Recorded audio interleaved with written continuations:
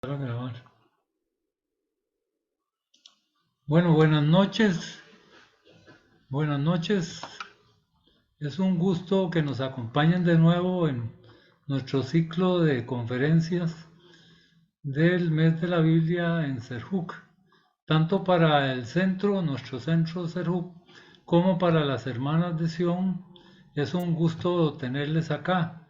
Hoy con la característica de que tenemos un grupo de personas aquí presentes en el centro, en la sala, y otro grupo de 27 personas hasta ahora en forma virtual. De tal manera que la sesión de hoy va a ser mixta. Este, Otra característica o algo que nos alegra mucho es que hoy también presentamos nuestra Semana Bíblica 2022. Es el material que normalmente presentamos cada mes durante el mes de la Biblia, y este año teníamos mucha ilusión de presentarlo porque lo estamos presentando en un formato distinto, y además el tema tratado se trabajó de otra manera muy interesante.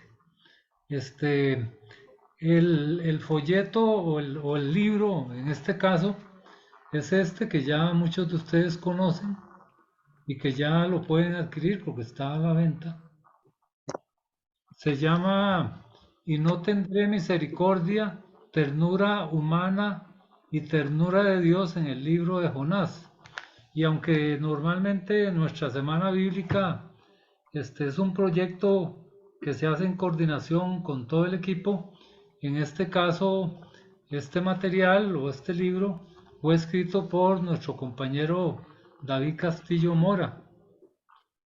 Quienes no conocen a David, tal vez bueno, la mayoría lo conoce, pero por aquello de que no lo conozcan, voy a hacer una breve aportación de datos del autor. David Castillo Mora es costarricense, es licenciado en Ciencias Bíblicas por la Universidad Bíblica Latinoamericana y también tiene un máster y doctorado en estudios bíblicos por la Universidad de KwaZulu Natal de Sudáfrica. Además es profesor de la Universidad Bíblica Latinoamericana, es profesor nuestro acá dentro del centro y es estudiante de la maestría en Sociología de la Universidad de Costa Rica. Además de este documento o este libro de la Semana Bíblica 2022, tiene a su haber una serie de obras publicadas, artículos de revista, documentos, etc. Quisiera tal vez señalarles que antes de darle la palabra a David, me gustaría leer la presentación del libro. Dice lo siguiente, y abro comillas: la interpretación de la Biblia en la Iglesia, ese valioso documento de la Pontificia Comisión Bíblica, nos señala en materia de interpretación bíblica los caminos que que conviene tomar para llegar a una interpretación de la Biblia tan fiel como sea posible a su carácter a la vez humano y divino. Para esto nos invita a examinar los métodos capaces de contribuir eficazmente a poner de relieve todas las riquezas contenidas en los textos bíblicos, a fin de que la palabra de Dios pueda ser siempre y cada vez más alimento espiritual de los miembros de su pueblo. En ese sentido, la presente Semana Bíblica 2022 que ofrecemos a nuestros lectores con gran alegría pretende atender dicha recomendación mediante el estudio de un bello relato del Antiguo Testamento, como lo es el libro de Jonás. Se destaca principalmente uno de dichos métodos y acercamientos para la interpretación, el método de análisis narrativo, visto y estudiado también desde el tema de la misericordia de Dios y de su acogida en la práctica humana. Mediante este estudio, dividido en 7 encuentros y material de apoyo, ofrecidos en un nuevo formato, como les mencioné hace un rato, la persona lectora no solo conocerá y estudiará el libro de Jonás, sino que realizará un acercamiento novedoso al texto mediante el método de análisis narrativo. Así que desde ya les invito a conocer el libro, a adquirirlo y leerlo, y les dejo a partir de este momento en manos de David, que nos va a presentar y desarrollar toda la temática a propósito del libro. Les recuerdo mantener los micrófonos cerrados para no interrumpir y afectar la conferencia de hoy. Muchas gracias, buenas noches.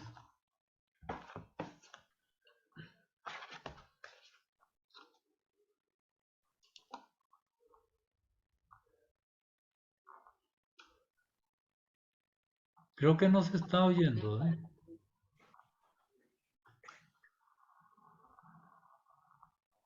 No, no se escucha.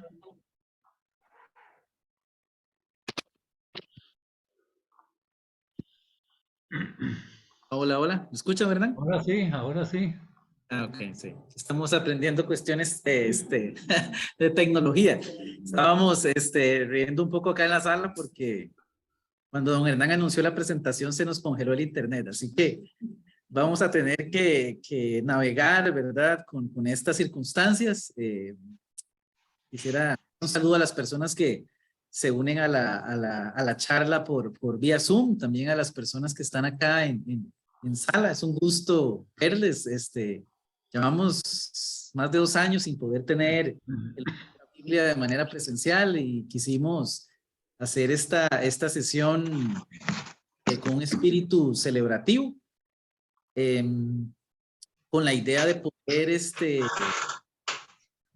con la idea de poder celebrar el mes de la Biblia, también presentar este cuaderno de Jonás en el cual hemos estado trabajando por cierto tiempo. Entonces, pues vamos a dar inicio tomando las palabras de don Hernán, ¿verdad?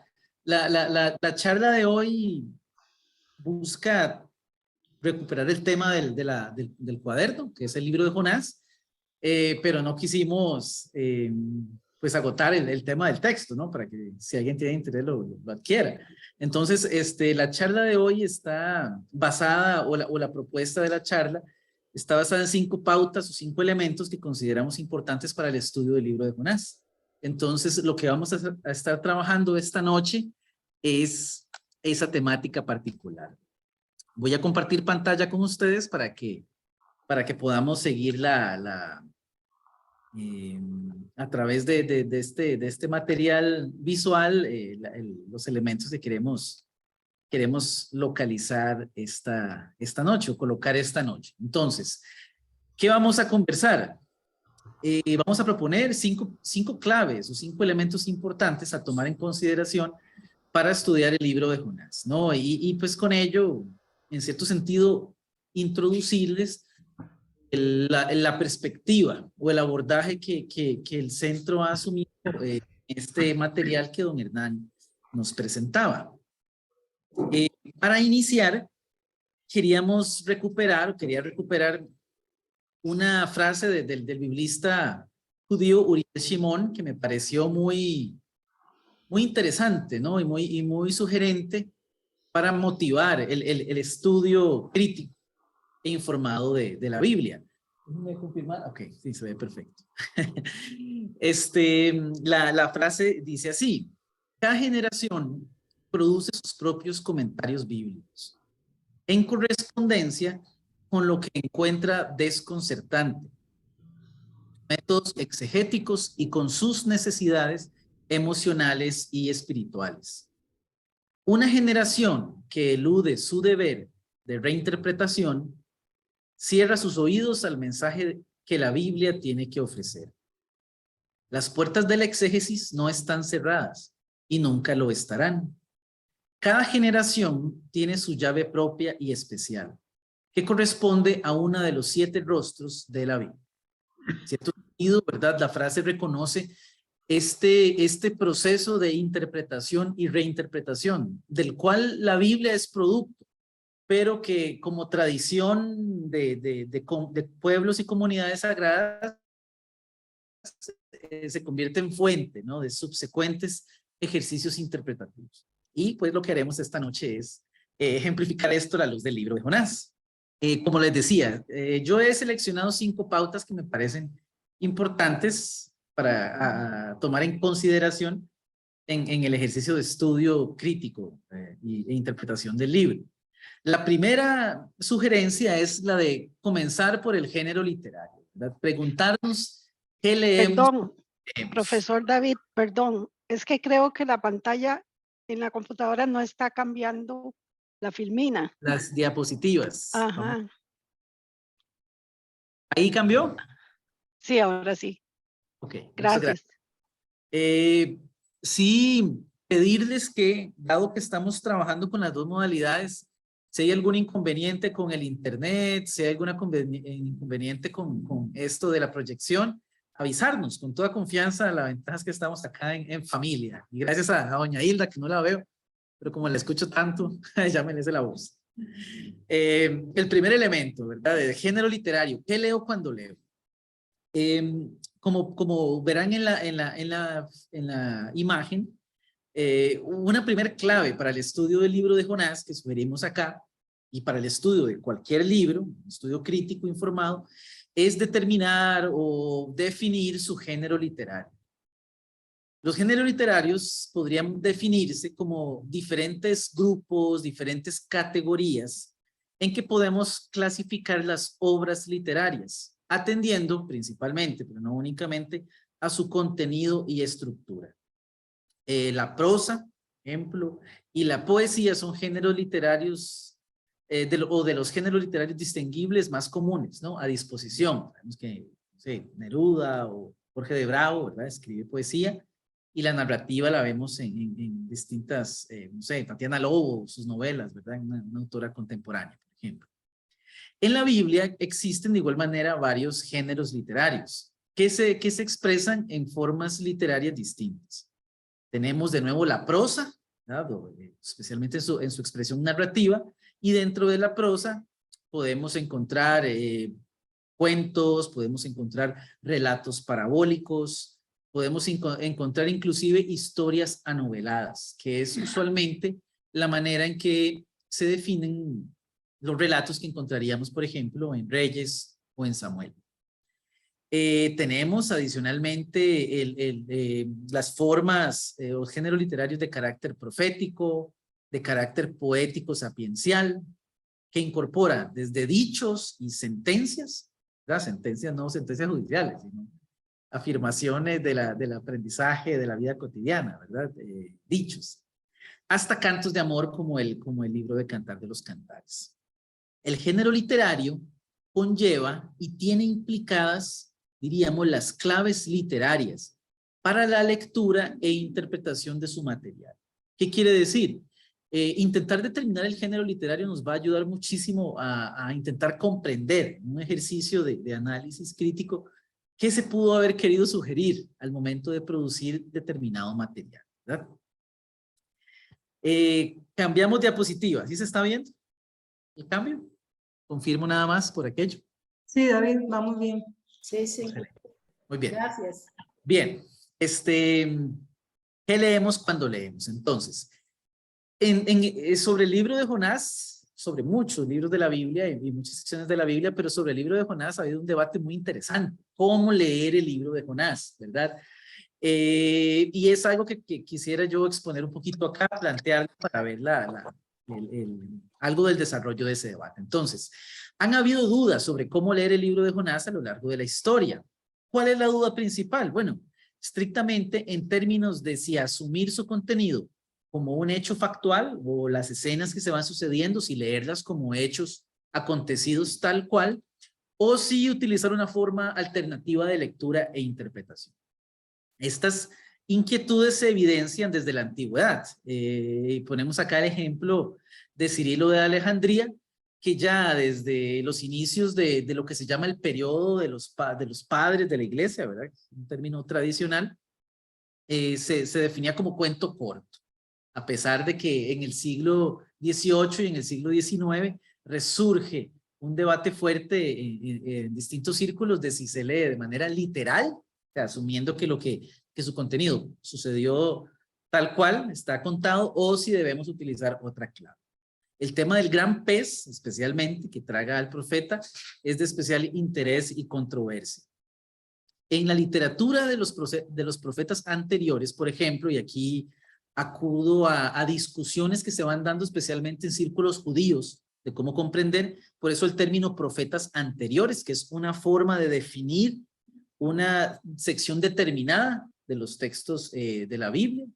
Josué, Jueces, Samuel, Reyes, especialmente, es lo que llamamos profetas anteriores en el canon de la Biblia hebrea o la Biblia judía, ¿verdad? En la Biblia cristiana eso se denomina libros históricos. Pero volviendo entonces a esta discusión en círculos judíos, en la literatura de los profetas anteriores, por ejemplo, los milagros son una parte integral del mundo real y ocurren en el mismo plano que otros incidentes. Esto es algo muy importante, porque leído como literatura profética, la tradición judía vinculó el libro de Jonás con relatos como los de Elías, buscando colocar sus milagros en el curso normal de los eventos de la naturaleza. ¿Qué queremos decir con esto? En debate, inicialmente, ¿verdad? En ciertos círculos judíos que se debatía cómo leer Jonás, se quiso asociar o se determinó asociar Jonás con la literatura profética. De la mañana. Disculpen, nada más recordarles tener apagados los micrófonos, porque surge, ¿verdad? El ruido de casa y no podemos seguir con el debate, la conversación. Entonces les decía que en los círculos judíos se está debatiendo cómo leer, ¿verdad? Y una de las formas en que se busca solucionar el asunto es diciendo, Jonás es un texto profético. Y en la literatura profética narrativa, como la de Elías, suceden muchísimos milagros. Y nadie cuestiona que los milagros sean parte de la vida común y silvestre, ¿verdad? De que sean parte de los eventos de la naturaleza. Entonces se asocia. Dudas, sin embargo, van emergiendo a lo largo de la historia y en círculos rabínicos de racionalistas españoles, ¿verdad? Círculos de personas que demandan ¿verdad? Cierta rigurosidad a la hora de analizar estos materiales. Los elementos sobrenaturales del libro de Jonás se resuelven argumentando que todo lo narrado debería considerarse un sueño o una visión profética. Ibn Ezra, por ejemplo, menciona que todas las profecías de todos los profetas, excepto las de Moisés, después de que la gloria de Dios pasó ante su rostro, el momento en que Moisés, ¿verdad?, ve a Dios pasar, fueron en visiones y sueños. Entonces, una de las maneras de solucionar los problemas que suscitaba Jonás, ya en círculos judíos, era decir, eso es una visión, eso es un sueño, eso no sucedió tal cual. Profeta Durán, ¿verdad? También parte de la tradición judía, siguiendo con probabilidad una sugerencia de uno de los rabinos más importantes, uno de los maestros judíos más importantes, de Maimónides, afirma que tanto con el pez no pueden ser entendidos literalmente y que pertenecen enteramente a visiones proféticas. Adicionalmente, con el elemento del pez, otros aspectos surgen que empiezan a demandar una explicación más consistente o más sólida de cómo interpretar el libro de Jonás. Entonces, otros detalles podríamos decir son problemáticos para concebir a Jonás como un documento que narra eventos históricos como los definiríamos hoy, ¿verdad? En esta época del siglo XXI, bueno, y anteriormente, especialmente hoy. Los estudiosos comentan entonces, por ejemplo, que el arrepentimiento del pueblo de Nínive, desde un punto de vista psicológico, es menos probable aún que la posibilidad física de los milagros que ocurrieron con Jonás. O sea, que sería más posible y más factible que Jonás viviese 3 días en el vientre del pez a que la ciudad entera de Nínive, ¿verdad?, se convirtiese de la manera en que el libro la describe. Y aquí, subrayo ahí, hablando del pez, hablando de la planta que un día crece y luego se seca, entre otros rasgos. A esto se añade algunos silencios, ¿verdad? Silencios que omiten información histórica, como una fecha determinada del evento, el nombre del monarca o alguna otra referencia puntual que sí surge en otros libros, ¿verdad? Si ustedes leen la literatura, de nuevo, por ejemplo, de los libros de los reyes, se insiste mucho en las fechas, se insiste mucho en figuras históricas que podrían ser datables en la historia, ¿verdad? Aquí en Jonás eso está omitido. Y es curioso, estamos en Nínive. Cuando leemos la literatura bíblica, aparecen muchísimos nombres que pertenecen al imperio asirio, ¿verdad? Dado que el imperio asirio era uno de los más importantes del entorno al momento en que se escriben algunos de los materiales o que tienen vínculo y relación con algunos eventos que se narran en los materiales de la Biblia, ¿no? Recuerdo inclusive, ahorita no preciso bien si es Amós, ¿verdad? Pero hay algunos de los que llamamos profetas menores que sitúan sus profecías antes o después del terremoto. Creo que es Amós, no recuerdo bien. Entonces se busca de una u otra manera dar fidelidad histórica a algo que se está diciendo, ¿verdad? O asociarlo con un evento reconocible. Aquí con Jonás no tenemos ese detalle.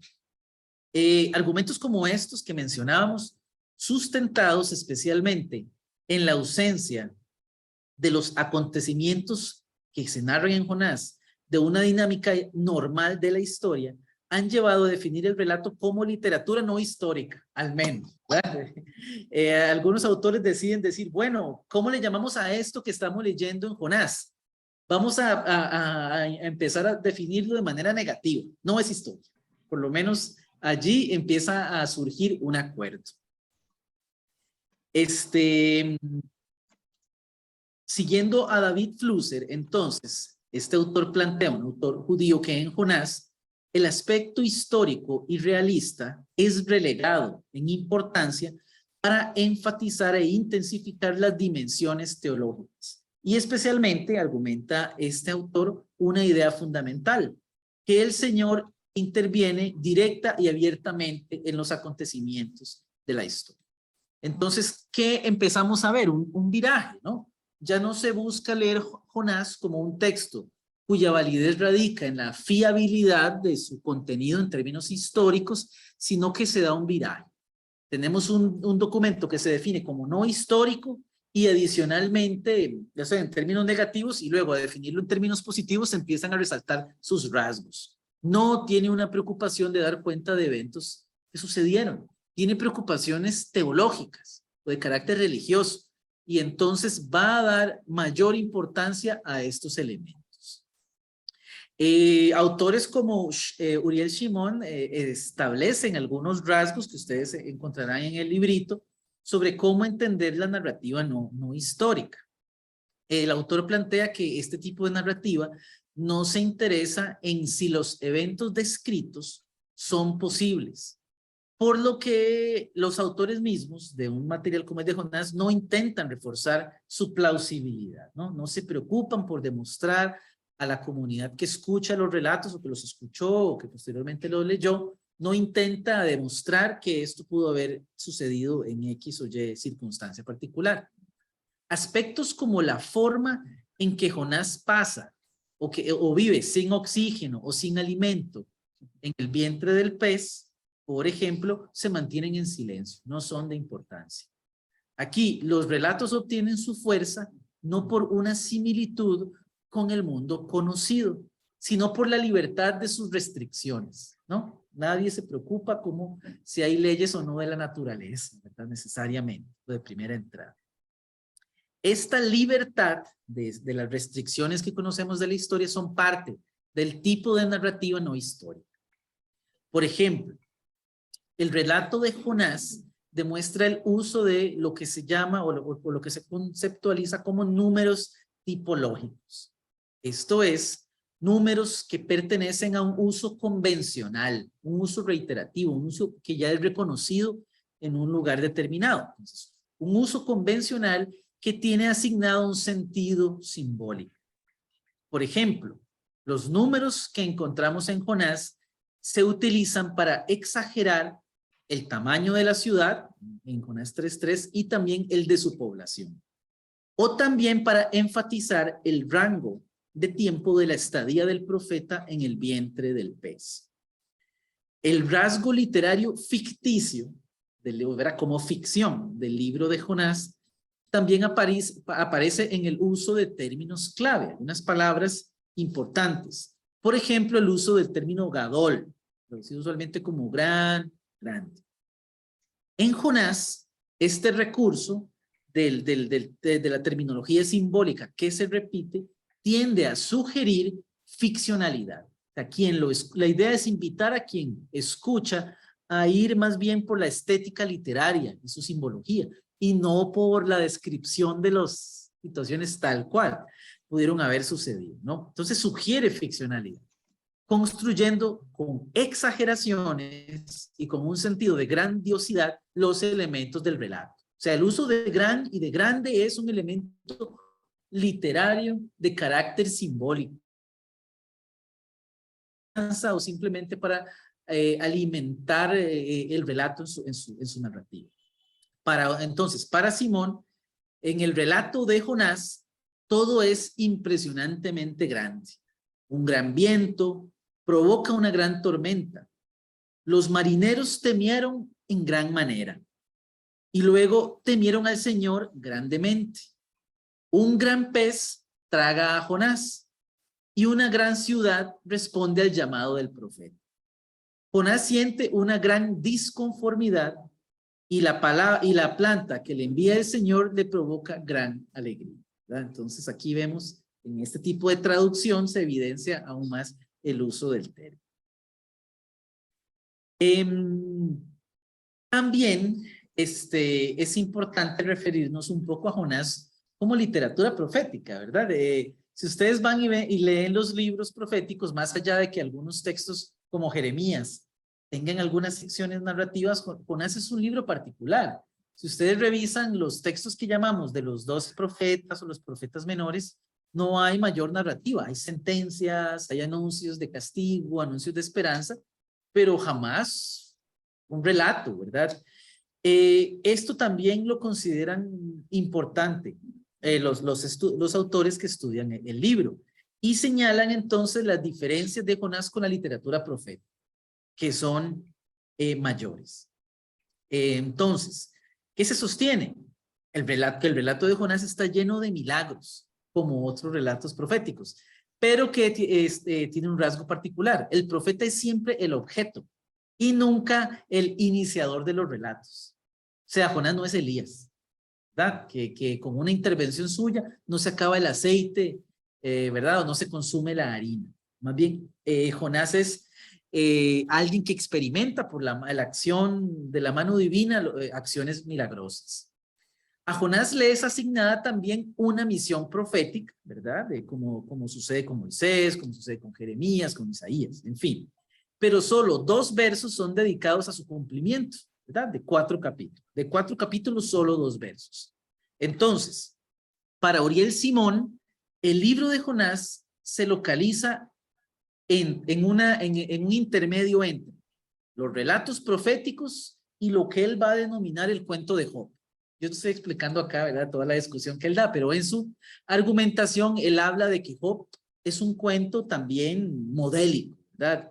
Job juega con exageraciones, tiene plenitud de hijos, tiene plenitud de animales, números incontables, ¿verdad?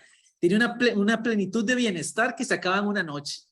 Usted en una serie de sucesos, ¿verdad? Job está sentado y le llega un mal tras otro, si ustedes recuerdan, ¿no? Que es que un fuego cayó, que los sabeos asaltaron, que los hijos estaban en una fiesta y se les cayó el techo, uno tras otro, ¿verdad? Entonces, este estilo en que está escrito el libro de Job, especialmente su capítulo 1 y 2, se define por algunos autores como un relato, ¿verdad?, de naturaleza, de ficción, casi que podríamos definirla como cuento. Entonces, ¿cuál es la propuesta de Uriel Simón?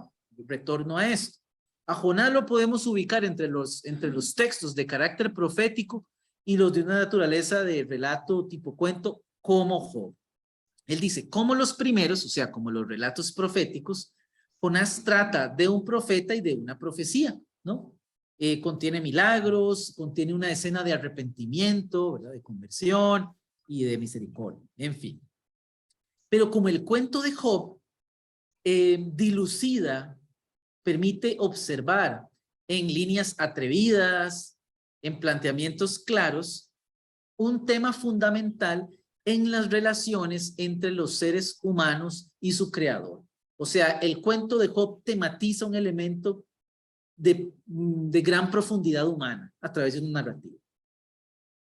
Debemos entonces clasificarlo, propone este autor, como un relato profético teológico. Una descripción que él prefiere a la cercana categoría de mashal, ¿verdad? Que es la manera de traducir tradicionalmente el término parábola. ¿Verdad? Entonces, de la categoría de mashal o la de relato ejemplar. Porque, argumenta el autor, el relato y su lección forman un sentido sin costuras. Un texto sin una enseñanza moral exterior, más allá de lo que cuenta. Y porque no tenemos en él, literariamente, una representación de Jonás como un elemento proverbial, ¿verdad? O, como un sinónimo de algo, o inclusive como un ejemplo negativo, como usualmente se suele asociar, ¿no? Sino simplemente un relato que busca explorar las relaciones de las personas con la divinidad. Entonces, el libro de Jonás, como hemos dicho, carece de todos los rasgos de la literatura histórica presente y pasada. Aduciéndose entonces, y se aduce entonces que la probabilidad histórica y la pregunta entonces por la probabilidad histórica de un relato como el de Jonás es externa al relato, no le compete. Es como si hoy fuésemos a ver una película de ficción,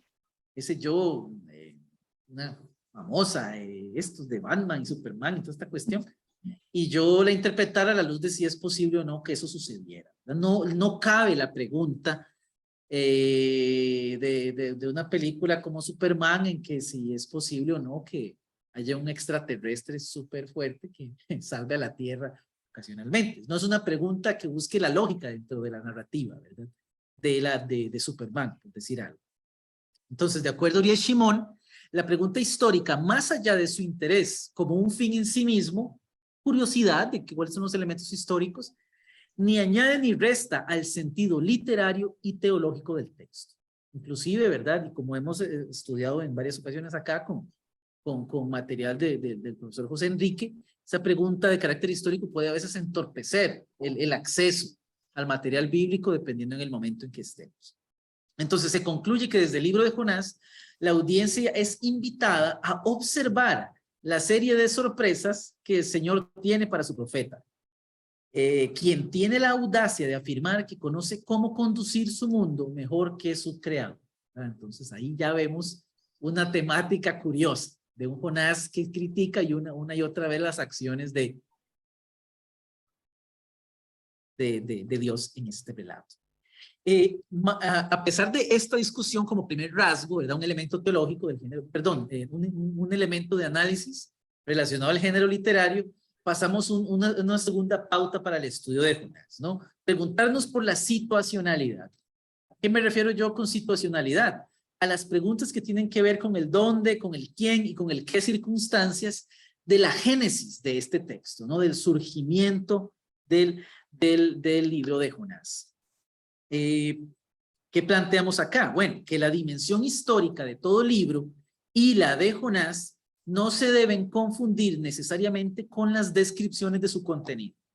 ¿Ok? O sea, el libro de Jonás es histórico, sí, pero hay que preguntar cómo y desde dónde, ¿no? Hemos conversado de que Jonás es un texto no histórico en términos del género literario, muy cercano al mashal, un relato modélico o un relato parabólico. Pero junto a esta afirmación, es posible dar cuenta de Jonás en su dimensión histórica. Jonás es un texto histórico, dado que es producto de los condicionamientos históricos que cualquier literatura presenta, ¿no?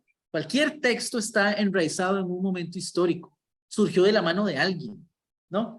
De cualquier tipo de literatura. Entonces, en ese sentido, absolutamente todos los textos de la Biblia son históricos, bajo esa noción.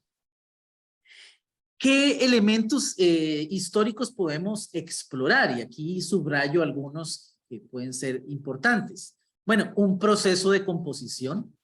Como se ha dicho y como se cita en varios círculos, la Biblia no cayó del cielo. Pues tampoco. De algún lugar surgió un proceso de composición que implica el surgimiento o el origen de su tradición, ya sea oral, ¿verdad? Si es un relato que se fue elaborando de boca en boca en este tipo de proceso, o escrita. En la Biblia tenemos a grandes rasgos ambas expresiones. Hay textos de los cuales se explora su origen en la oralidad, hasta que llega el momento en que se ponen por escrito. Hay otros textos de los cuales se suele decir que su origen fue formalmente escrito, ¿verdad? Entonces, este proceso de composición implica eso, la tradición oral o escrita y su desarrollo, lo que llamaríamos el proceso de autoría, que puede ser de una o de varias personas en términos de participación, ya sea en su transmisión o en su forma final, ¿no? Puesta por escrito. Un momento histórico, podemos hablar también, un momento histórico, una época determinada, puede ser un año particular, aunque eso es muy difícil de determinar, un periodo de años, ¿verdad? Un rango, o que marcan una época específica. Este momento histórico intentamos o se intenta dentro de la exégesis bíblica que sea fijable y es determinado usualmente a partir del contenido. Hay otras formas de fijar las fechas, pero muchos investigadores utilizan el contenido mismo de los libros y limitado también a la hora de fechar por los testimonios que dan cuenta de su circulación. ¿Qué significa eso? Otros libros que los citan. Cuando yo sé que a Jonás lo está citando un libro que yo puedo ubicar en el siglo II, yo digo, bueno, Jonás ya existía en esa época, porque lo están citando. De ahí para atrás, ¿hace cuánto fue escrito? Es algo que tengo que determinar. Finalmente, cuando hablamos de elementos históricos, de situacionalidad, podemos referirnos a algunas circunstancias del mundo social en que este texto pudo haber surgido.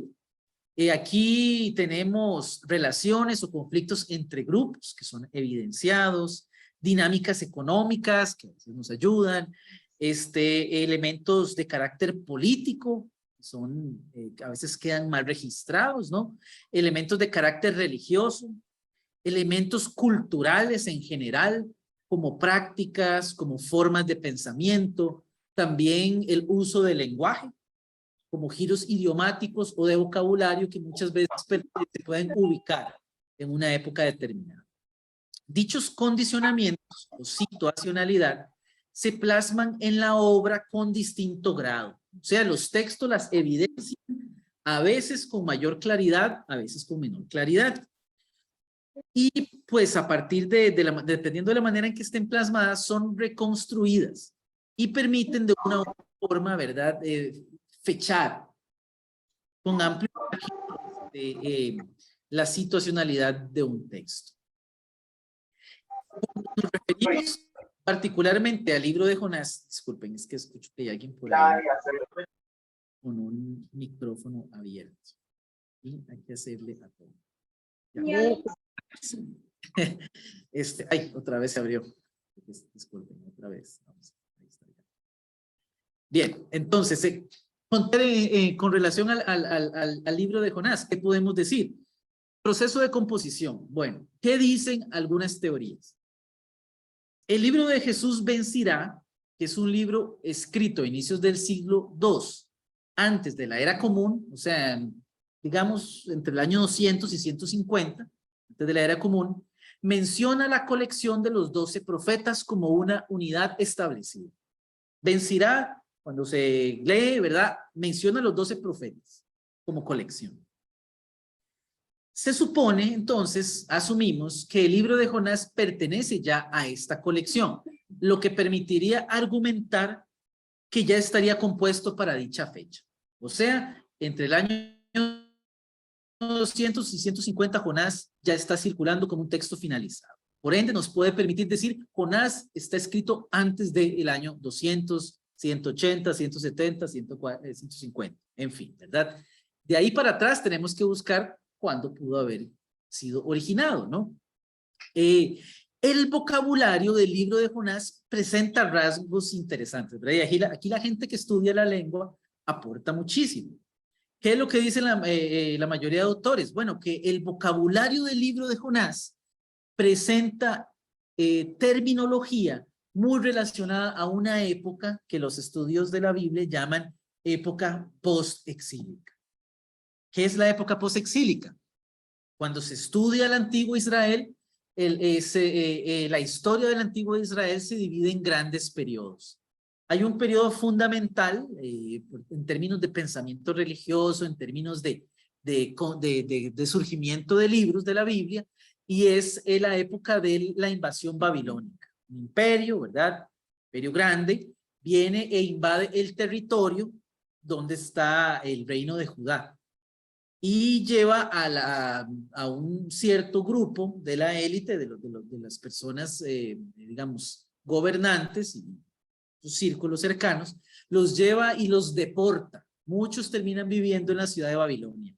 Esto sucede, perdón, en el año 586. Bueno, hay varias oleadas, pero especialmente en el año 586 se fecha por la destrucción del templo de Jerusalén, ¿verdad? Que se llama, el que algunas personas llaman como el templo de Salomón. Este periodo de dominación de Babilonia dura por ahí de unos 50 años, hasta el año 539, 538, cuando el imperio persa derrota a los babilonios. Entonces hay un cambio de poder. Los babilonios son desplazados y el imperio persa empieza a controlar el territorio. A partir del 538 se suele marcar el inicio del periodo post-exílico, porque ya bajo el imperio persa algunos colectivos van a empezar a retornar de Babilonia, en fin. Entonces, este periodo post-exílico usualmente está fechado desde el 538 hasta la época en que Alejandro Magno conquista el territorio, año 333, más o menos, 332. Entonces, ¿qué es lo que sugieren algunos investigadores? Que el vocabulario de Jonás empieza a presentar elementos post-exílicos, un lenguaje que no existía antes de esa época. Claro, hay un gran margen, 200 años.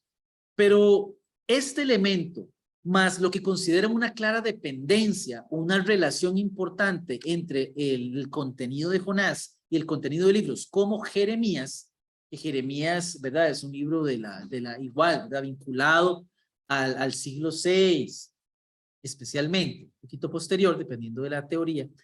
Se sugiere que la fecha más temprana de composición sería la de la época del regreso al exilio, en torno al año 500 o posterior, ¿verdad? Ahí hay distintas oleadas. Entonces, aquí se juega con un amplio rango, ¿no? Del año 500 al año 200 podemos fechar el libro de Jonás, ¿verdad? ¿Dónde? Pues ahí hay un gran debate, pero ni antes ni después, según los autores, ¿verdad? No podría ser entonces en el siglo VIII.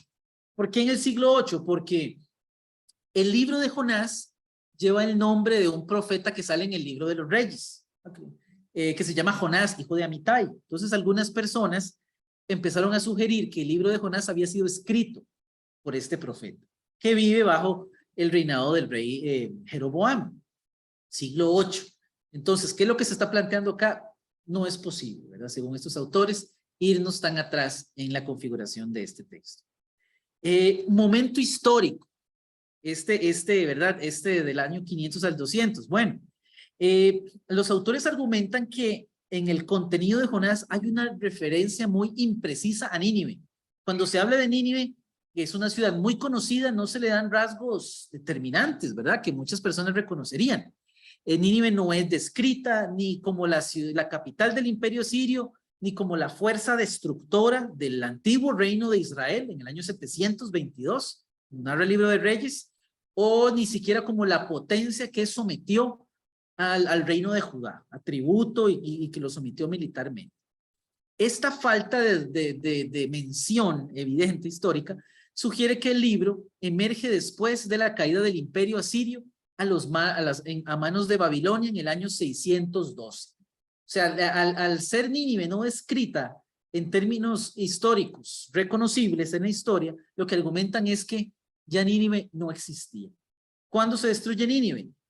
Bueno, y ¿cuál es la caída del imperio sirio? Se marca usualmente, aunque ya venía en declive, en el año 612 con la invasión de ejércitos medos y persas. Algunas circunstancias sociales que nos pueden ayudar a fichar el texto. Bueno, Jonás menciona una frase muy particular, el rey y sus nobles. Y para el autor, esta frase es un indicador histórico. Él argumenta que la frase demuestra una implausibilidad, inclusive se podría decir un anacronismo, dado que la frase, el rey y sus nobles se atribuye al rey de Nínive, pero históricamente, argumentan los autores, una frase de este tipo parecería pertenecer únicamente a un procedimiento o característica particular de la política persa. O sea, los reyes persas son los que, en otras palabras, incluyen al consejo real, al consejo de ministros, al momento en que el rey va a decretar, a emitir decretos. ¿Qué es lo que dicen? En la época de los reyes asirios eso no era una costumbre. Se convierte en una costumbre en la época persa, unos 200 años después. Entonces ellos empiezan a ver estos detalles e intentar fechar el libro a partir de esos elementos. Finalmente, ¿a qué conclusión llega Uriel Shimoni? Por supuesto, muchos autores le siguen. El libro de Jonás fue escrito durante el periodo que se llama Segundo Templo, 586 o 70 antes de la Era Común. Pero no existe manera de determinar con exactitud si debería ser fechado tan temprano como en el siglo VI o V o incluso en el siglo IV, ¿verdad? Y llevándolo, por supuesto, a la fecha de la mención que hace Jesús ben Sirá. Este sería un segundo elemento. Vamos a ver. Okay. Un tercer aspecto que yo sugiero importante para estudiar el libro de Jonás es el que explora su mensaje religioso. Hablamos entonces de Dios a la teología. ¿Por qué de Dios a la teología? Porque la presencia de la figura de Dios en el libro de Jonás podría y debería comprenderse desde los estudios bíblicos como el indicador teológico, los discursos de las creencias y las prácticas del pueblo que está o de los grupos que están siendo reflejados en el libro de Jonás. Cuando hablamos de la teología de un texto, nos preguntamos sobre las ideas religiosas que son planteadas de forma indirecta o directa en sus líneas. Con la narrativa bíblica existe un elemento particular, porque no tiende a plantear elementos teológicos de forma directa, sistemática u organizada, usualmente. Por el contrario, y por su naturaleza, la narrativa bíblica tiende a demostrar más que a declarar abiertamente sus convicciones o proposiciones teológicas. No nos dice, nos muestra. No nos dice Dios es poderoso, sino Yahvé mandó una tormenta. No nos dice Dios es el dueño de la creación y de las criaturas. Nos dice le mandó a un gran pez a comer a Jonás. Sí. Uriel Shimon lo escribe de una manera muy interesante. Nos recuerda que la narrativa bíblica tiende a preferir la expresión indirecta por sobre la afirmación ideológica, ética o psicológica explícita. Entonces, la teología de un texto bíblico responde, bueno, más bien adicionalmente, la teología de un texto bíblico responde a los condicionamientos generales de su contexto. ¿Qué quiero decir con esto? ¿Qué queremos decir acá? Que las creencias de las personas tienen raíz sociohistórica. A la época, nuestras épocas están relacionadas con grandes sistemas de creencias. Sus ideas sobre Dios y sobre el culto, sobre las autoridades políticas, sobre el ritmo y el éxito de las cosechas, sobre la muerte, sobre la vida, sobre las relaciones entre grupos, entre otros aspectos, se construyen a partir de sus condiciones sociales. En este caso, profundamente influenciados por algo que los autores llaman pensamiento mítico en el mundo antiguo. ¿Qué es el pensamiento mítico? A grandes rasgos, es un pensamiento que explica la realidad y que explica la vida, pero que los explica a partir de ver en esta vida y en este entorno fuerzas divinas como motores de la historia. ¿Está bien?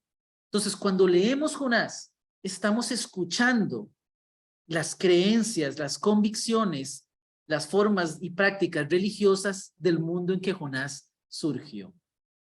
Estas creencias y estas prácticas son explicables y entendibles en ese mundo, pero en grandes rasgos pueden y tienden a chocar con nuestras formas de pensar y de ver las cosas.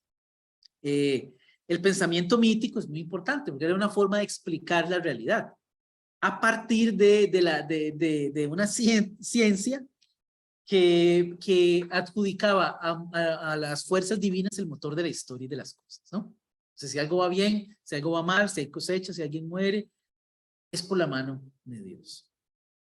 Uno de los fines centrales, entonces, del libro de Jonás, como el de la literatura bíblica en general, se vincula con la dimensión teológica. Se postula una imagen particular de Dios y es teológico en el sentido de una experiencia, palabra o vivencia sobre lo divino. En este caso, el libro de Jonás parece insistir en algunos aspectos. Yo puse 4 acá, pero creo que son 3. Una primera idea de Yahvé como el Dios universal.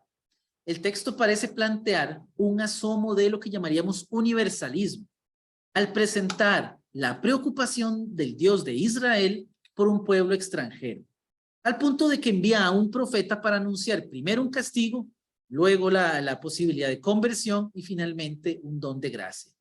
El universalismo es un tema teológico que empieza a asomarse en la época persa, presente en textos como el tercer Isaías. Creo que más bien está inclusive ya antes, poquito antes, tal vez en la época del exilio bajo Babilonia y en el segundo Isaías, que es tercer Isaías y el segundo Isaías son términos para dividir el libro de Isaías en épocas. Antes del exilio, en el exilio y después del exilio.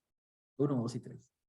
En la perspectiva de la literatura de esta época exílica y posexílica, Yahvé deja de ser un Dios local y se mueve a un rango mayor de territorio. Es él, por ejemplo, el que castiga al pueblo de Israel a través de Babilonia. No es Babilonia y sus dioses, es Yahvé moviendo el ejército babilonio. Y también es Yahvé quien envía a Ciro, el rey persa, no cualquiera, ¿verdad?, como su mensajero para liberar a Israel de los babilonios. Los pueblos, por ende, son invitados a unirse a Israel en la celebración de Yahvé, en textos de esta época, en una celebración del poder de Yahvé. En el relato de Jonás, los marineros hacen honores a Yahvé y la gente de Nínive se arrepiente a partir de la palabra de un profeta, lo que sugiere un reconocimiento de Dios en la que fuera la capital del mundo conocido. O sea, Yahvé se va de Jerusalén para llegar a Nueva York, qué sé yo, ¿verdad? Ya la capital de uno de los países más importantes, o bueno, en este caso los territorios más importantes de la región. Otro elemento teológico es el de Yahvé como dueño de la creación. El texto parece plantear esta noción de soberanía de la creación que Yahvé tiene sobre la creación, la cual está a su servicio y bajo su dominio. La tormenta, el pez, el ricino, que es esta planta, el gusano, parecen entrar en escena siempre de la mano del poder de Yahvé. A la luz de este elemento, el padre Vincent Mora, autor que escribe sobre Jonás, nos dice que la teología del relato busca afirmar que para Yahvé la creación entera es su dominio, estando en todas partes como en su casa. La idea de Yahvé como divinidad misericordiosa se añade como otro tema importante. Este rasgo de la fe en Yahvé es recurrente como tema en el relato, ¿no? El término misericordia surge en momentos clave. El texto se debate, al parecer el de Jonás, podríamos decir, entre la estricta justicia y el perdón gratuito de Yahvé, elemento reconocido por Jonás en el capítulo 4 como una afirmación teológica, aunque el profeta lo plantea como crítica, ¿no? Jonás es un profeta que se va a molestar porque Yahvé es misericordioso. Le decía, yo no quería ir a Nínive porque yo sabía que usted se iba a arrepentir, básicamente, ¿verdad? Y bastante molesto. Un cuarto aspecto es el de la tradición. Los textos que heredamos hoy en el siglo XXI son textos producto de una tradición larga. Han sido interpretados y reinterpretados en muchísimas circunstancias, en muchísimas ocasiones, ¿verdad? Entonces, somos parte de las voces que nos unimos en este diálogo de la tradición. Puede ser muy enriquecedor darnos cuenta de qué se ha dicho de Jonás. Eso puede iluminar el estudio del texto. Entonces, en el librito de Jonás encontrarán un apartado donde se plantean algunas de las ideas recurrentes entre círculos judíos y cristianos de cómo se ha interpretado Jonás. Aquí yo planteo de manera muy breve algunas ideas. Entonces, nada más introduzco este elemento. Los libros de la Biblia son, siguiendo a Croatto, que es un biblista argentino muy talentoso, ya falleció, pero era un tipo extraordinario. Croatto plantea que los libros de la Biblia son producto de la interpretación de las comunidades que están detrás. ¿Qué quiere decir esto? Los libros de la Biblia plasman en su contenido experiencias hechas texto de las comunidades, tanto del antiguo Israel, cuando hablamos de la Biblia del Primer Testamento, la Biblia hebraica, y así como de los movimientos cristianos iniciales que lo plasman en lo que llamamos Segundo Testamento. El texto es ya en sí mismo un producto de la interpretación. Y una vez hecho tradición, oral o escrita, ¿verdad? Algo que un colectivo asume como importante, estuvo expuesto a sucesivas recepciones que lo acogieron, lo leyeron y lo modificaron al interpretarlo, ¿no? Ese es el proceso que ha sufrido o que ha experimentado la Biblia como tal. Como tradición autoritativa y considerada sagrada por ciertos círculos y como fundamento cultural también de Occidente, no solo de Occidente, del Occidente en que vivimos, este libro ha sido especialmente expuesto a la lectura continua de amplias comunidades, ¿no? Cuando hoy venimos a leer a Jonás, no somos ni los primeros grupos ni seremos los últimos. Las distintas comunidades, ¿verdad?, que se han acercado a este texto y que acuden en busca de sentido. La tradición cristiana y judía nos interesan de manera particular en este momento. Entonces, en la tradición judía, ¿qué encontramos? Muchísimas cosas. Me refiero a algunas brevemente. Jonás como texto es elegido para la lectura pública en la celebración del servicio de la tarde dentro de el día de la expiación, en las fiestas de verdad, de una de las fiestas más importantes de la tradición judía. Ezequiel Kaufman sostenía que en el libro de Jonás se encuentra la afirmación clásica de la idea israelita de arrepentimiento. Por eso su importancia en la fiesta de la expiación, leído como uno de los haftará, ¿no?, de esta lectura pública. También la tradición judía discute sobre la huida de Jonás, la primera escena del relato, ¿no? Empiezan a buscar sentido de cómo comprender esta sección. Entonces, ¿qué decir de la huida de Jonás ante el llamado de Yahvé?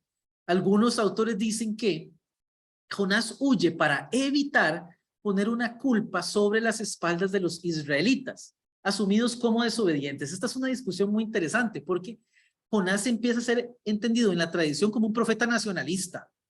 ¿Por qué? Porque Jonás, como profeta, en el libro de Reyes, Jonás, hijo de Amitai, plantea que Israel va a extender sus fronteras. O sea, casi que es un proyecto político nacional de Israel. Y no quiere ir a Nínive, se resiste a ir a otro pueblo. Entonces lo encasillan como un profeta nacionalista. Entonces, ¿aquí qué dice? Jonás sabía que el pueblo de Israel era de dura cerviz, como dice el Éxodo, no hace caso. Y él temía irse a otro pueblo y que ese pueblo sí hiciera caso, porque iba a dejar mal a Israel. Entonces, que la huida de Jonás se obedece a no querer dejar mal al pueblo de Israel. Para Ibn Ezra, para Rashi, otros sabios judíos, era conocido un midrash que decía: Jonás se dijo, iré fuera de la tierra de Israel a donde la presencia divina no ha sido revelada para no hacer culpable a Israel. Abravanel, otro sabio judío de la tradición, afirma que Jonás no desea llevar el mensaje a Nínive porque teme que Nínive se arrepienta. La destrucción de la ciudad evitaría el dolor de la violencia de la guerra que el imperio asirio llevará a Israel. Esto es muy interesante, ¿verdad? En el libro de los Reyes los asirios destruyen el territorio del norte en Israel. Entonces, ¿qué es lo que plantea Abravanel? Abravanel leía el libro de Jonás como un libro antiguo, ¿verdad? Del siglo VIII, antes de que los asirios destruyeran el reino del norte, y él decía, Jonás no quiere ir a Nínive porque quiere que la destruyan. Destruyendo a Nínive, Nínive no va a destruir el reino de Samaria, ¿verdad? Entonces es muy interesante acá lo que va legando la tradición. En la tradición cristiana le encontramos, por supuesto, otro tipo de comprensión. La tradición cristiana enfatiza una lectura cristológica, como lo ha hecho en muchísimos textos del Primer Testamento. Una lectura cristológica es una comprensión del contenido de este libro y de otros a partir de fundamentos doctrinales o teológicos de la doctrina cristiana. O sea, el libro se va a leer con unas claves ya establecidas del cristianismo. ¿Sí me explico? O sea, voy a encontrar qué de la doctrina cristiana está presente en el libro de Jonás. Entonces, por ejemplo, los días de Jonás en el vientre del pez son leídos a la luz de la tradición que narra el tiempo que transcurre entre la crucifixión y la resurrección. Teodoro de Samopoesia sostenía que Cristo, el Señor, también fue mantenido incorruptible por el mismo número de días, levantándose de la muerte y proveyendo a las naciones la salvación, ¿no? Así como hizo Jonás, que sale del Sheol, ¿verdad? En el Salmo que Jonás reza a Yahvé en el vientre del pez, se utiliza esta metáfora de la muerte, y Jonás sale, anuncia el castigo a Nínive y Nínive se arrepiente, o sea, lo salva. Teodoreto de Cirene, por otro lado, afirmaba que con Jonás era posible ver que Dios no era solo para los judíos, sino también para las otras naciones. Una suerte ya de amplitud del rango, o sea, de Dios, ¿verdad? Entidad. Finalmente, para cerrar, la última pauta que proponemos es la de explorar los horizontes. Muy bien, cuando hacemos exégesis, cuando hacemos estudio crítico, interrogamos al texto usualmente en sus condicionamientos. Queremos entenderlo con lo que consideramos su propio lenguaje. Pero bien, ¿cómo nos lleva esto hacia adelante? ¿Qué horizonte nos puede plantear un libro como este? Entonces, bueno, la siguiente pregunta y la última pregunta es ¿hacia dónde puede dirigir la mirada un libro como el de Jonás? Ahí lo discutimos en el folletito, pero aquí sugerimos nada más algunos elementos. Podemos trazar, ¿verdad? En términos de cómo nos ilumina la caminata, problemas de tipo social, de relaciones entre personas o de relaciones entre grupos.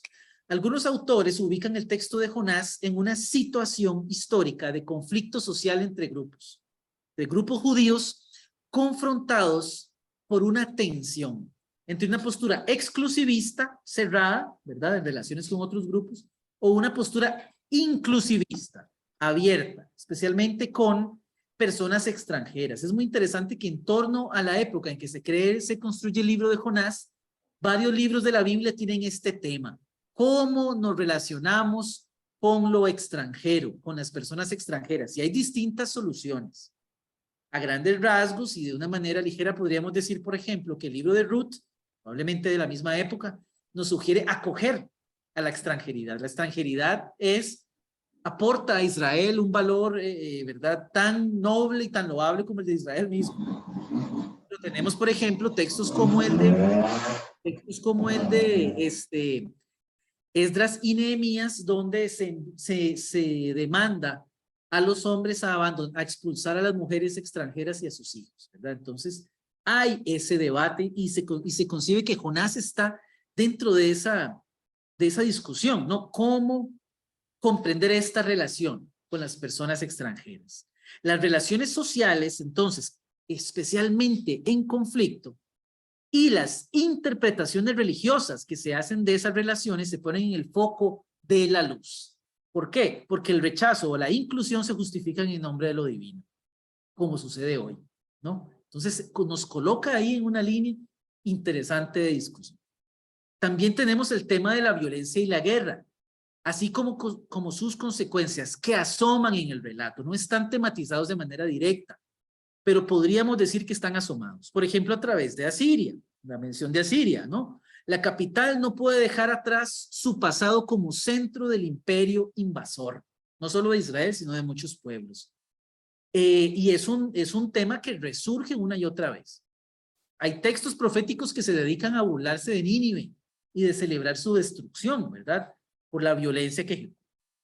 Entonces, entonces el tema de la misericordia junto a la resistencia de dicha actitud misericordiosa se percibe en un texto que discute o que plantea el perdón de Dios a una potencia militar violenta, o por lo menos a una ciudad que evoca al imperio asirio, una potencia militar despiadada, desde un pueblo que ha sufrido en su historia una repetida situación de dominación. Si estamos hablando que el libro de Jonás pudo haber surgido en la época griega de Alejandro Magno, Israel por lo menos ya había sufrido la invasión y el despojo de egipcios, de asirios, de babilonios y medos y de persas. Y añadimos los griegos. Entonces es un tema, o sea, es interesante ver cómo se plantea el perdón a la capital de un imperio invasor desde un pueblo que ha sufrido recurrentemente la violencia y la guerra. Y finalmente tenemos la afirmación sobre Dios de una naturaleza misericordiosa, que dirige la visión o la comprensión teológica del libro, que podríamos decir que busca moldear una orientación, moldear y orientar la práctica ética de la persona que lee o escucha este material en clave creyente, o que encuentra en él un relato modélico. O sea, hay una invitación a la práctica de la misericordia. Para explorar sus oraciones, los horizontes, quise incluir esta mención de un tal Jesús, una novela, ¿verdad?, producida en América Latina que reinterpreta los evangelios de una manera muy interesante, ¿no? Y en un tal Jesús hay una mención a Jonás. Y con esta lectura de Jonás quisiera cerrar la presentación de hoy. Y tenemos una conversación de Jesús con el pueblo, donde se le está pidiendo a Jesús un milagro. Se sabe que Jesús hizo milagros en Jerusalén, entonces ahora en Nazaret se le pide que por favor haga un milagro. Jesús dice entonces, un solo milagro, vecinos, el milagro de Jonás, solamente ese es el que va a hacer. Es un hombre, lo interpela. ¿Qué pasa ahora con Jonás? Jesús dice, pasa lo mismo que pasó entonces, cuando Dios lo llamó y lo envió a profetizar en la gran ciudad de Nínive, ¿no? Ahí la escena cambia y vamos al episodio de Jonás. La voz de Dios entonces dice, Jonás, hijo de Amitai, levántate y ve a Nínive. Los ninivitas son hombres de manos violentas, pisotean al débil, abusan del huérfano y atropellan a las viudas en el tribunal. Ve y grita por las calles de Nínive, que si las cosas no cambian, yo voy a hacerlas cambiar. Meteré mi mano y defenderé la causa de los pobres. Y seré inflexible contra los que maltratan a mi pueblo. Jonás grita, entonces, conviértanse todos. Esta ciudad está edificada sobre la injusticia. Si las cosas no cambian, dentro de 40 días, Nínive será destruida. Conviértanse. El rey dice, entonces, sale la voz del rey, mandato del rey de Nínive, todos, desde el primero hasta el último, los hombres y las mujeres, los viejos y los niños, todos tenemos que cambiar. Que cada uno limpie sus manos manchadas de sangre y de violencia. Que cada uno se arrepienta ante Dios y practique la justicia. ¿Quién sabe si Dios también se arrepentirá del castigo que merecemos? ¿Quién sabe? Retoma entonces la escena a Jesús, ¿no? Y dice así, Jesús, Jonás no hizo ningún milagro en la ciudad de Nínive. El milagro lo hicieron los ninivitas, que cambiaron y comenzaron a vivir con rectitud. Y la ciudad, que estaba enferma, se curó. La escena cierra con el siguiente debate. Eliab, basta ya de palabras y de empujones. ¿Vas a hacer un milagro? ¿Sí o no? ¿Puedes o no puedes? Eliab asume el rol aquí de un maestro judío. Entonces, leámoslo a pesar de que tendremos que poner aquí en tela de sospecha la representación negativa que se hace del maestro judío acá. Jesús era un maestro judío mismo. Entonces, nada más pasemos ese detalle por encima. Jesús le responde a Eliab, ¿por qué no lo haces tú mismo, rabino? Tú sí puedes hacerlo. Mira, ¿sabes cómo se enfermó esta infeliz? Doblando la espalda día y noche sobre el telar. Así se le jorobaron los huesos. ¿Y sabes cómo se le torció el cuello a este hombre? Cargando sacos y más sacos de harina en la cabeza para ganarse un miserable denario. Haz tú el milagro, fariseo. El milagro no es abrirle los ojos a un ciego, sino abrir el bolsillo y compartir tu pan con los hambrientos. El milagro no es limpiarle la carne a un leproso, sino limpiar todo el país que se pudre por los atropellos de unos cuantos. Esta mujer cojea de una pierna, pero nuestro país cojea de las dos. No le pidamos a Dios más milagros. El milagro lo tenemos que hacer nosotros, el milagro de la justicia. Y bien, aquí está la imagencita del cuadernito para quien desea adquirirlo en su momento. Y de mi parte, eso sería. Disculpo con don Hernán y con Rocío y con las personas ahí que nos están viendo, porque me extendí un poquito en el tiempo. Entonces, bueno, tenemos creo que unos 15 minutos por si hay alguna intervención, alguna pregunta, algún comentario, ya sea de alguien que está acá en la sala virtual o la presencial. Tenemos acá una pregunta en presencial, Melvin. Sí, a ver, creo que con algo puede situarse como profeta menor, digamos ahí que menciona Sofonías, Nahum, sinceramente en el libro, el mismo Miqueas menciona a la ciudad de Nínive, es algo pues no sé, curioso, pero el hecho de que se sustituye Jonás más o menos en esa época y con eso los profetas menores, ¿verdad? Lo otro, lo del gran pez como herramienta literaria. Entonces, a mí también me gusta la idea de la herramienta literaria como un medio de transporte, que era la forma en que Jonás iba a transportar hacia Nínive. Necesitaba algo para ir, entonces ocupa un gran pez. Eso por un lado. Lo otro que también es curioso, que me llama la atención, es que como el Apocalipsis, género literario, los monstruos que salen del mar son vistos como algo malo. Sin embargo, aquí el gran pez es algo positivo. Entonces, no sé cómo cambia el discurso también dependiendo de la época. También, bueno, lo de Nínive, usted lo decía, a mí me llamó la atención, que si no me pongo a hacer una ciudad mucho menor, era difícil, una conversión de una ciudad tan grande se fueran a convertir todos y hasta invitados por el mismo rey, que conquistó, pero muy difícil, digamos que haya una conversión ahí total de un pueblo, que así no tan, pareciera como tan repentina.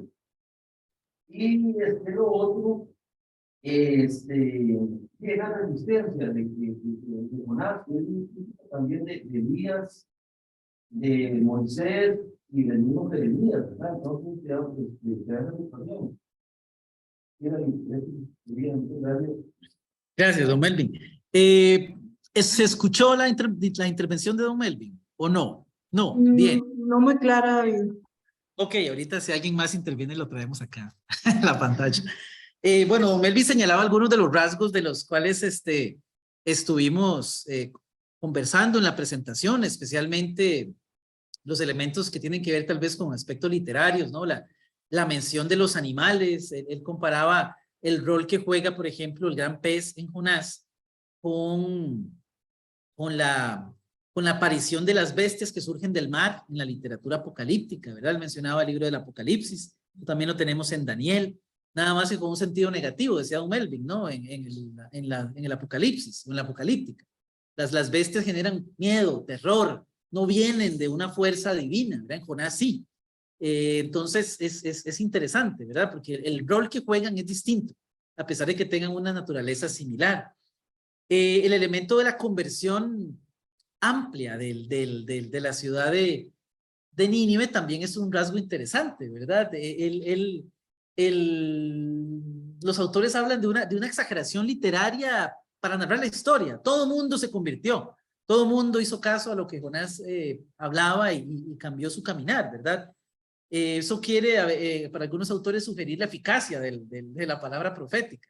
Pero por otro lado, se considera un elemento de la naturaleza, ¿no? Eso es una noción de totalidad que que sería imposible en términos de, no sé, ¿verdad? De una realidad histórica como tal.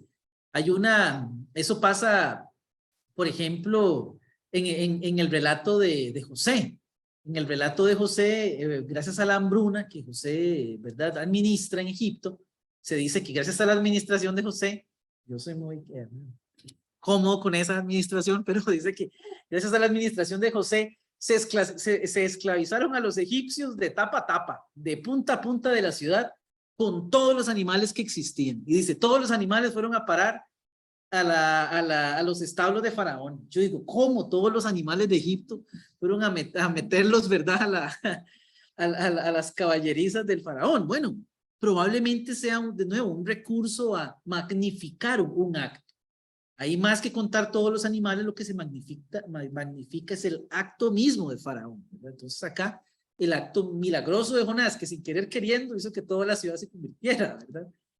Eso por un lado. Y también don Melvin nos recordaba la relación entre esta negatividad, o mejor dicho, este rasgo de algunas figuras proféticas de no hacer caso al llamado divino, ¿verdad?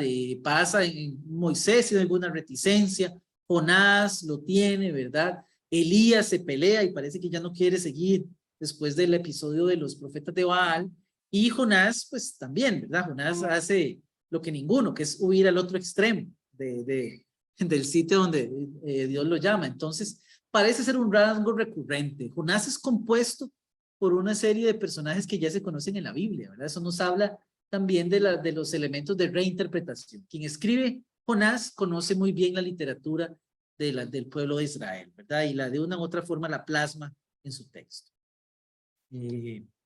No sé si Rocío está por ahí, no sé si hay alguna pregunta del grupo que nos acompaña hoy en Zoom, o algún comentario, o si... No, David, todavía no. Más bien les invito a ver si alguien quiere hacer una preguntita, aprovechando al profesor David, o bien algún comentario sobre lo que él nos ha expuesto esta noche.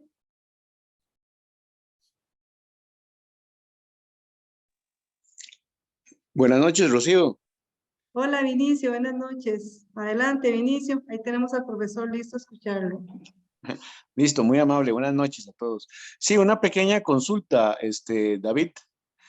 En el Nuevo Testamento, ¿verdad? En Mateo, creo que es como en el capítulo 12 por ahí.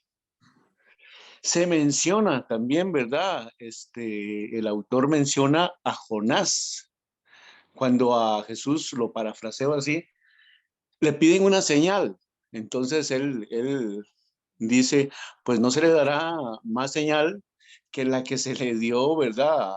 Y hace alusión al libro de Jonás. ¿Qué relación puede tener eso, verdad? ¿O a qué se refería el autor cuando trató de expresar eso al citar el libro de Jonás en Mateo? Gracias, Vinicio. Esa es una pregunta importante. Yo lamentablemente no podría ayudar en este momento con esa respuesta. Dado que esa es una pregunta que deberíamos enmarcar dentro del Evangelio de Mateo y la forma en que se va construyendo la teología del Evangelio en torno a Jesús. ¿Por qué es que yo no me referiría ahorita a ese texto, que es muy importante? Y yo creo que lo tocamos un poquito en el cuaderno, pero tiene que ver con que se ha consolidado en la interpretación del libro de Jonás esta lectura que tiende a ser, o que hemos heredado en un sentido más cristológico, ¿verdad? Lo que se ha recibido tradicionalmente es que cuando Jesús habla del milagro de Jonás, habla de volver, ¿verdad? Y aquí es donde se usan y se recurre usualmente a las metáforas. Cuando Jonás entra al vientre del pez, las palabras de Jonás en la oración que levanta a Dios, son palabras que sugieren una situación de muerte, una situación de verdad, de finitud de la vida. Pero luego, a 3 días después, resurge, ¿verdad? Y resurge bajo este ejercicio salvífico, ¿verdad? De Jonás llega, habla, la gente escucha, se convierte y Dios interviene y salva. Hasta donde yo recuerdo, la mayoría de comentarios de exégesis cristiana enfatizan esa lectura, ¿verdad? De lo que Jesús, lo que se está haciendo en el Evangelio es afirmar que a lo que Jesús se refiere es a este momento de una transición por la muerte y luego una resurrección. Es lo que yo recuerdo. Desafortunadamente no tengo una lectura alternativa de ese episodio, pero yo sin embargo no estoy muy seguro que esa sea la única manera de comprender esa intervención de Jesús. Así que muchas gracias. Eso será para la parte 2 del cuaderno de Jonás, de verdad, entrar con preguntas de este tipo porque no la desarrollamos mucho. Entonces, ahí disculpas del caso, por dicha yo tengo el contacto de Vinicio. Te encuentro algo ahí le mando, Vinicio, para aclarar un poquito el aspecto. Tenemos acá también por Zoom. Joana, la escuchamos. Sí, gracias. Yo quería ver si podíamos hacer referencia al detalle del ricino, porque, bueno, desde el punto de vista de farmacológico, ¿verdad? Es un veneno. Entonces a mí me llama poderosamente la atención como la metáfora, ¿verdad? El Jonás anda todo envenenado con los de Nínive porque no quiere que tengan salvación y que se les perdone porque Dios es un alcahueta. Y entonces se hace crecer una planta de ricino para darle sombra, como bienestar. Entonces me da la impresión de que el autor trata de decir que eso es una como cualidad venenosa, ¿verdad? Que puede exterminar, que es una cualidad peligrosa. Y luego la planta se seca antes de que haga un sol muy caliente del este, y en el sol, cuando la planta se seca y se calienta, se hace como un resortico y la semilla sale como pateada por el resortico, y así es como se convierte en una especie invasora que coloniza muchas áreas. Entonces, al mandar un gusano a que la seque en la mañana, ¿verdad? Es como una nueva forma de pensar en un nuevo día en el que se impide que esta situación venenosa se propague y se convierta como en una plaga. Y entonces no sé si me la fumé verde. Bueno, yo diría que es muy sugerente. No he leído absolutamente nada de la cualidad de la planta todavía, ¿verdad? Tampoco es que hemos investigado sobre todos los comentarios, pero es algo que podría ser sujeto a investigación, ¿verdad? Porque muchas veces dejamos de lado los elementos cualitativos de los aspectos de los textos bíblicos porque asumimos tal vez que no formarían parte del conocimiento, de las implicaciones en el pensamiento de los autores de los relatos. Pero ahí sería muy interesante explorar hasta qué punto la cualidad del ricino, si es que verdad se concibe como una planta venenosa, está añadiendo esa cualidad al elemento interpretativo. Pasa en otros casos, ¿verdad? Entonces no habría por qué descartarla, más bien lo que podría uno hacer es perseguir un poco ese sentido. Claro, hay que estudiar un poquito de la concepción del ricino en el antiguo Israel, o por lo menos en el Israel que surge este texto, pero pues yo siento que es una interpretación que uno podría perseguir hasta cierto punto, ¿verdad? Aprovechar la cualidad del ricino como veneno y ver si podemos asociar eso a las actitudes que están emergiendo, ¿verdad? O que se están representando en el libro de Jonás. Yo creo que este tipo de lecturas siempre son sugerentes y abren caminos de interpretación, ¿verdad? Entonces, en el documento nosotros, como es un documento introductorio, nos basamos más en una funcionalidad más, digamos, de primera entrada, pero esta es una que a mí en lo particular me genera interés, porque de nuevo, ¿verdad? Los aspectos cualitativos son importantes en otras imágenes, por ejemplo, el aspecto de los animales y en la apocalíptica. El elemento de poder está asociado a un animal X o lo que fuera, ¿verdad? Entonces yo creo que no deberíamos excluir esa posibilidad también. Igual pasa con otras plantas, por ejemplo el vino, ¿verdad? Lo que yo vi sobre Ay, tenemos a alguien por allí que quiere participar. Tenemos tiempo para una última participación. David, sí, perdón, es María Elena que quiere participar, ¿verdad, María Elena? Ah, Voy bien. a abrir el micrófono, María Elena. ¿Puedes abrirlo, María Elena? Ya. Sí, es sobre una cosita pequeña, quiero decir sobre, tenía, bueno, como ella, sobre la curiosidad de ese, el vecino, pero lo que dice es que eso era una planta, es una planta frondosa, ¿verdad? Entonces ahí, como está hablando de que el Señor lo hizo para darle sombra a él, entonces, lo que dice es que es una planta muy frondosa. Muchas gracias. Solamente. No, muy bien, excelente. Sí, eso siempre suscita o nos invita a explorar, ¿verdad? Entonces, podemos tomar varios caminos. Es lo interesante de las posibilidades que surgen, los relatos especialmente cuando los consideramos a la luz de la literatura, ¿verdad? Como literatura pueden cargar diversos niveles de simbolismo, ¿verdad? Entonces, es importante ahí rastrear en ese sentido.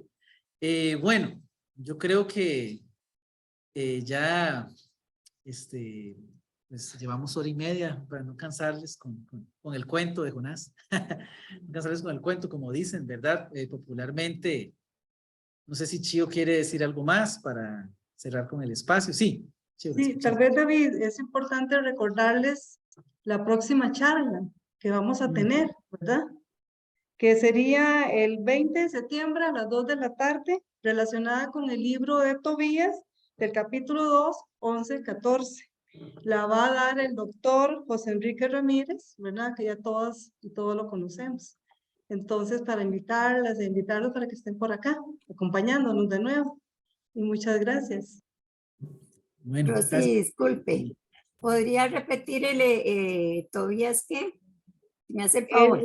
Sí, el libro de Tobías, voy despacito. Capítulo 2,